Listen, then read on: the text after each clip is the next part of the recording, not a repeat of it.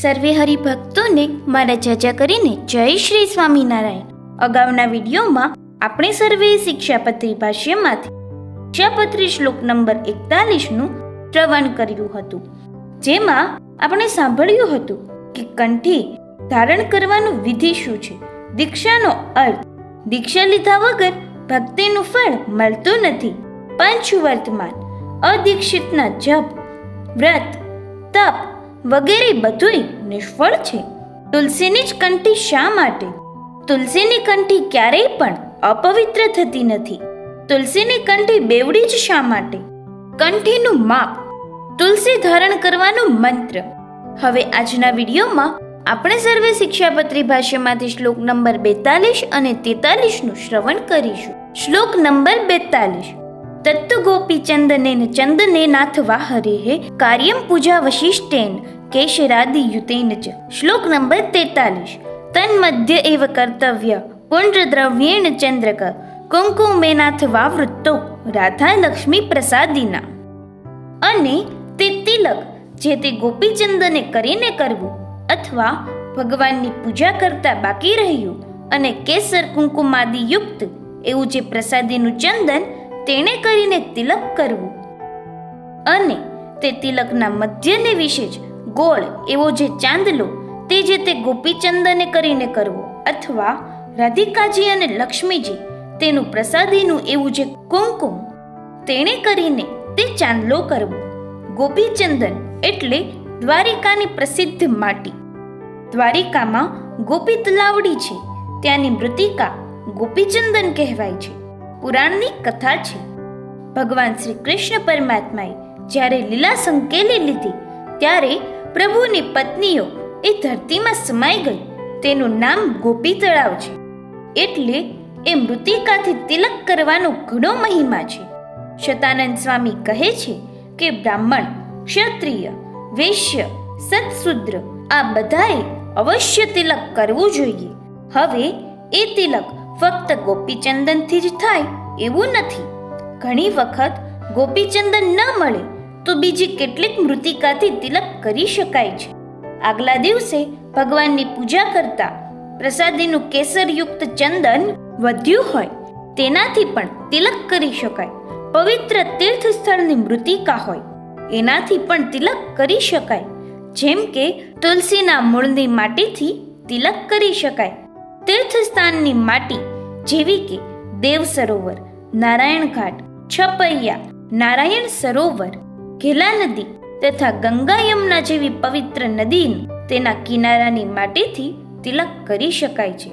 ચકારાત આ શ્લોકમાં એક ચ અક્ષર મૂકેલો છે. એનો અર્થ એ કે વૈષ્ણવોએ, ભગવાનના ભક્તોએ તપ્ત મુદ્રા પણ લેવી, છાપ પણ લેવી. તપ્ત એટલે ગરમા ગરમ, મુદ્રા એટલે છાપ. એ થોડુંક કઠણ લાગે એવું છે. કંઠી બાંધવામાં કશી તકલીફ પડતી નથી, કાંઈ વેદના થતી નથી. તિલક ચાંદલો કરવામાં પણ કોઈ પીડા થતી નથી. માનસિક મૂંઝવણ થતી હોય તો જુદી વાત છે, પણ શારીરિક કષ્ટ થતું નથી. પણ જ્યાં લાલ અગ્નિમાં તપાવીને છાપો તૈયાર કરે જે તપ્ત મુદ્રા કહેવાય છે, તે વખતે ભલભલા ભક્તો ધ્રુજી જાય છે. કોઈ છાપ લેતો હોય ત્યારે બાજુમાં ઊભેલા ગભરાતા હોય છે. પરમાત્માના 4 આયુધો છે, શંખ, ચક્ર, ગદા અને પદ્મ. એ 2 હાથમાં બબ્બે લેવાના હોય છે. વૈષ્ણવી દીક્ષા વિધિના ચિહ્નો કેટલા? એક તો મંત્ર, શિખા, કંઠી, મુદ્રા અને તિલક ચાંદલો. એ 5 ચિહ્નો ખાસ જોઈએ. એમાં જેટલું ઓછું એટલું કાચું ગણાય. ઉર્ધ્વ પુંડ તિલક વાળો તમને સામો મળે અને તમે ઘરથી બહાર નીકળતા હો તો એ શુકન ગણાય છે. સવારના પહોરમાં ઉઠ્યા, ઘરની બહાર નીકળ્યા અને એકદમ કોરા કપાળ વાળો સામો મળે તો સમજવું કે આજે અપશુકન થયા.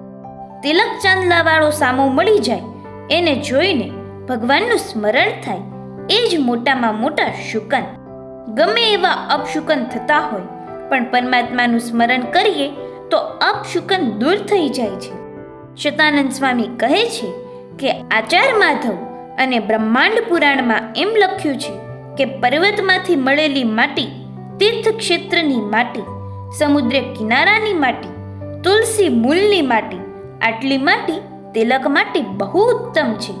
એનાથી તિલક કરનાર સદાય સુખી થાય છે. પરંતુ સૌથી ઉત્તમ તો ગોમતી તીર સંભૂતામ ગોપી દે સમુદ્ભવામ, ગોપીચંદન વધુ ઉત્તમ ગણાય છે. માટે જ સ્વામિનારાયણ ભગવાને શિક્ષાપત્રીમાં પ્રથમ નામ ગોપીચંદનનું લખ્યું છે. હવે ઘણાને એમ શંકા હોય છે કે તિલક ચાંદલો ક્યારે કરવો ને ક્યારે ન કરવો. દાખલા તરીકે ઘેર સૂતક હોય ત્યારે ઘણાય ભક્તો તિલક ચાંદલો નથી કરતા. શતાનંદ સ્વામી ચોખ્ખું લખે છે કે તમામ કાર્યોમાં તિલક ચાંદલાનો ત્યાગ કરશો નહીં.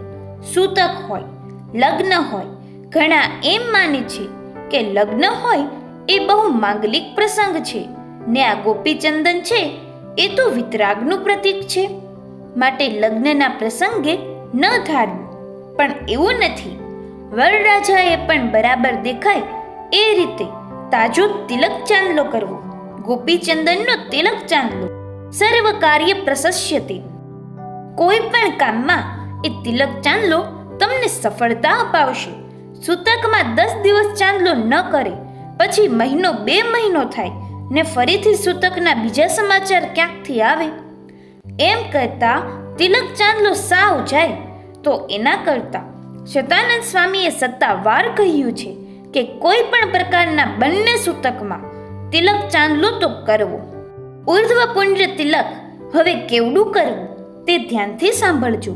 ઘણા તો એવડો મોટો ચાંદલો કરે છે ને કે જોઈને જ બીક લાગે, અજાણ્યા ભડકી જાય. તિલક ચાંદલાનું ચોક્કસ માપ કેવડું? શાસ્ત્રમાં એમ નથી લખ્યું કે ચોક્કસ 1/2 ઇંચનો કે 5 ઇંચનો કે 1/4 ઇંચનો. તો કેવડો કરવો એનો ખુલાસો સાંભળજો. તિલક ચાંદલો પરમાત્માનું ચિહ્ન છે, એટલે આપણા માટે મસ્તકનું ઘરેણું છે, દાગીનો છે. દરેક માણસ જ્યારે સોની પાસે દાગીનો બનાવડાવે ત્યારે પોતાનું માપ આપે છે કે આવડી વીંટી. દરેક આંગળીનું માપ જુદું હોય છે. એમ જેવડું લલાટ એ પ્રમાણે નક્કી કરવું કે મને કેવો ચાંદલો સુંદર લાગે છે, તો બસ એવી સાઈઝનો કરવો. અરે ઘણાય તો એવો નાનો ચાંદલો કરે છે કે કાચ લઈને જુઓ ત્યારે દેખાય. તો રાધાજી અથવા લક્ષ્મીજીના પ્રસાદીના કંકુ વડે સુંદર દેખાય તેવો ગોળ ચાંદલો કરવો. હવે તિલકનું માપ.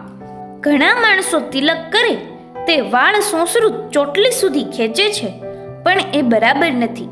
સ્વામી કહે છે કે વાળના મૂળ પર્યંત, એટલે કે આપણા મસ્તકના વાળ શરૂ થાય ત્યાં સુધી જ તિલક આવે અને ભ્રુકુટી જ્યાં ભેગી થાય ત્યાંથી શરૂઆત કરવાની અને મસ્તકના વાળની શરૂઆત થાય ત્યાં પૂરું કરી દેવાનું. અત્યંત સૌમ્ય સુંદર દેખાય તેવું તિલક બનાવવું. વક્ર એટલે કે વાંકું નહીં, તેડું નહીં, બહુ જાડું પણ નહીં, અત્યંત સુંદર લાગે એવું તિલક અને એના મધ્યમાં એના જ માપનો ચાંદલો કરવો. તિલક દર્પણાદો, દર્પણમાં જોઈને જ કરવું અથવા પાણીમાં જોઈને કરવું. ગમે તે સાધનમાં જોઈને તિલક ચાંદલો કરવો અને તે સુરમ્ય દેખાવું જોઈએ. હવે તિલકની વચમાં જે ચાંદલો કરીએ છીએ તે વિશે થોડીક વધુ વિગત આપી છે. તિલક તો ગોપીચંદન અથવા ચંદન અથવા તો કોઈ પણ પવિત્ર મૃતિકા એનાથી કરવું. જ્યારે ચાંદલો ગોપીચંદનથી પણ થાય અથવા કંકુથી પણ થાય. એ કંકુ કેવું હોવું જોઈએ? બજારમાંથી લાવીને સીધો ચાંદલો કરશો તો બિલકુલ અપવિત્ર ગણાશે. બહારથી મળતું કંકુ ભલે ખરીદી લાવો અને પછી રાધાજી લક્ષ્મીજીનું પ્રસાદીનું કરાવેલું હોય એનાથી જ ચાંદલો કરવો. અહીં આજનો વિડીયો પૂર્ણ થયો. જો વિડીયો પસંદ આવ્યો હોય તો વિડીયોને લાઈક કરજો, શેર કરજો, આ ચેનલને સબસ્ક્રાઈબ કરજો અને કોમેન્ટમાં જય શ્રી સ્વામિનારાયણ જરૂરથી લખજો.